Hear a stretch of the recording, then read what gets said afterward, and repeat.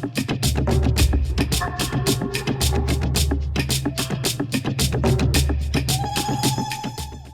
open our formal proceedings, I would like to invite a visionary leader whose work continues to position the African Trade Chamber at the heart of Africa's industrial and trade transformation. With a warm round of applause, please welcome the Executive Chair of the African Trade Chamber, Miss Benedicta Lasi.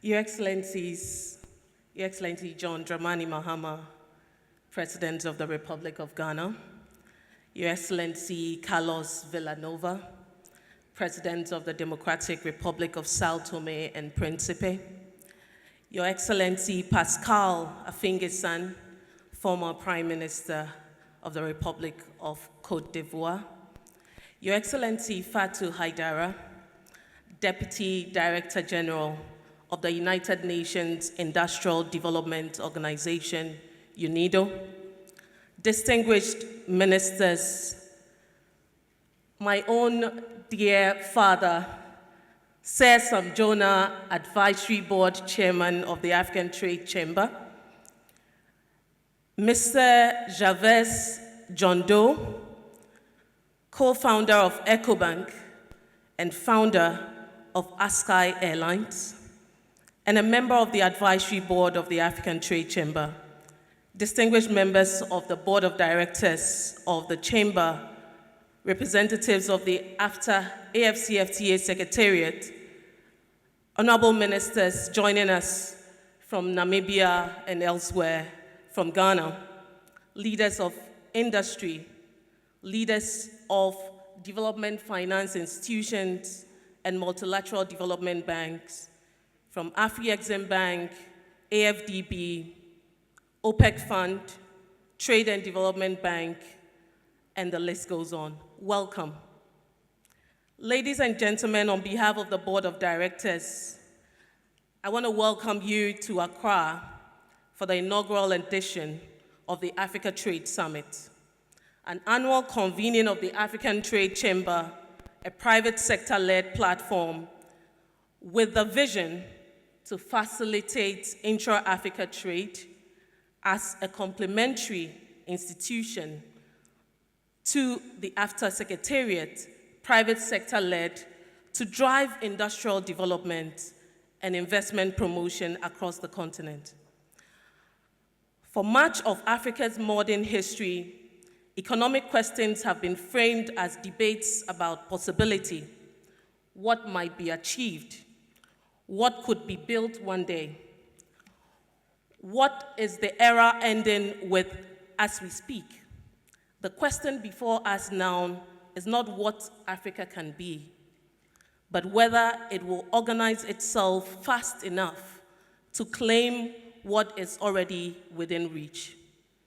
We meet at a point where global industry is being reorganized and reassembled in real time. Supply chains have been redrawn, energy systems are being rebuilt, production is being repositioned closer to markets and closer to resources. These shifts are happening now, with or without Africa. Africa enters this moment with scale, resources, and people.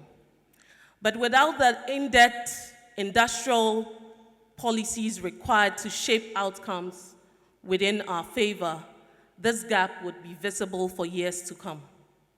Africa holds more than 30% of the world's known mineral resources, including minerals critical for energy transition, yet the continent accounts for less than 5% of global manufacturing output.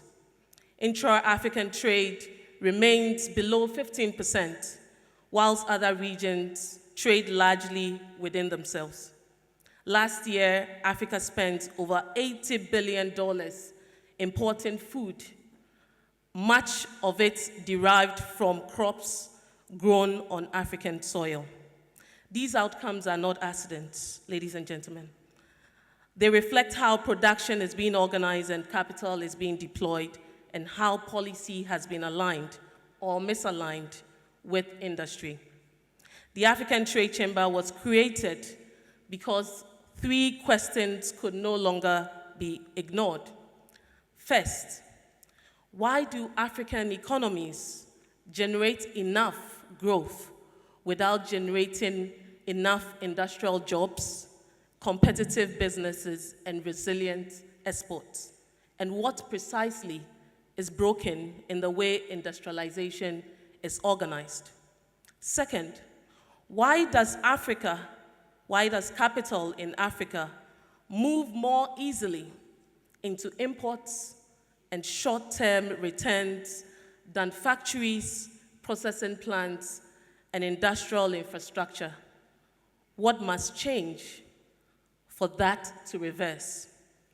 And thirdly, why have decades of policies, agreements, programs failed to convert Africa's resources and markets into a stronger industrial value chain? What must be done now, and what must be done differently to ensure that we turn the tide? These are the questions that justify why this summit and the African Trade Chamber exist. And they lead us to a difficult path and a difficult truth. Industrialization is hard work. It is hard work for governments. It cannot be delivered by one ministry, however competent. It requires ministries of trade and industry to work in step with energy authorities to generate reliable power, with transport and infrastructure agencies to ensure goods move at cost and speed, with planning bodies to understand industrial land use, with ministries of finance to align fiscal policy to production, and with central banks to recognize that industry requires long-term capital, not only short-term stability. This is where industrial policy becomes decisive. Industrialization happens when governments take deliberate steps and decisions to prioritize sectors, sequence infrastructure, coordinate incentives, and maintain direction enough for enterprises to invest with confidence. Ladies and gentlemen, the African Trade Chamber has organized its work around industry councils, whether it is mineral, agro-processing, pharmaceutical, energy, logistics, manufacturing. The objective is to move Africa from exporting imports to building industries, from fragmented markets to integrated production systems. Industrialization is equally a hard work for the private sector. It requires enterprises to move beyond the comfort of imports and arbitrage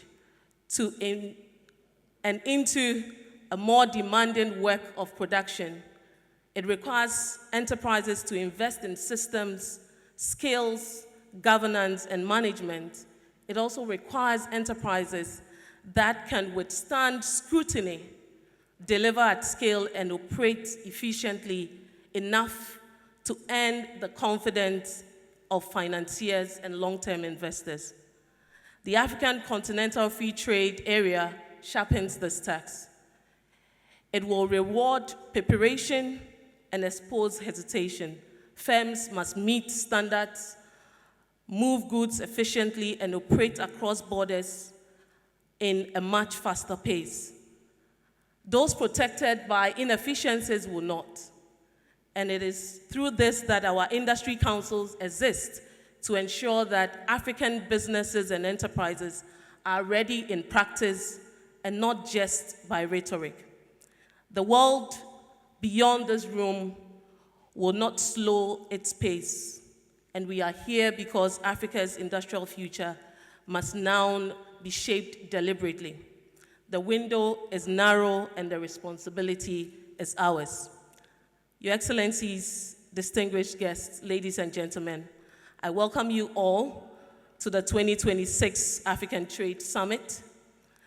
And for our international guests, I say, Mohe Akwaba. Thank you.